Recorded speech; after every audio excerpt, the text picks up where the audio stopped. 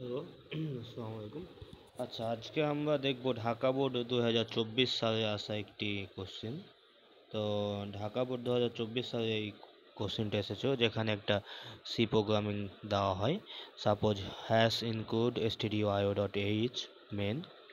তারপর ভিতরে একটা ফর লুপ আছে, যেটা আয়ের মান 1 থেকে শুরু হয়েছে এবং 6 পর্যন্ত চলেছে, এবং প্রত্যেকবার আয়ের মান 1 করে বাড়ছে।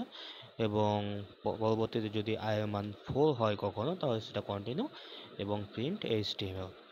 তো এখানে যে কোশ্চেনটা এসেছে সেটা হচ্ছে যে উদ্দীপকের প্রোগ্রামটি কতবার HTML প্রদর্শিত হবে। তো উদ্দীপকের প্রোগ্রামটিতে কতবার HTML প্রদর্শিত হবে।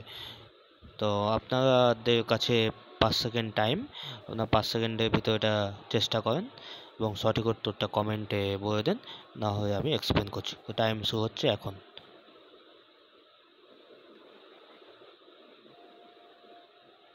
Times up. তো সঠিক উত্তরটি হচ্ছে অপশান গ, 5 বার। এখন 5 বার কেন? কারণ দেখেন, আয়ের মান যখন 1 তখন একবার প্রিন্ট হবে, আয়ের মান যখন 2 তখন একবার হবে, 3-এর জন্য একবার হবে, 4-এর জন্য কি হবে না। তাহলে কি হলো, 1, 2, 3, 5 এবং 6, টোটাল 5 বার প্রিন্ট হবে। ধন্যবাদ। সো অ্যান্সারটি হচ্ছে 5। Thank you.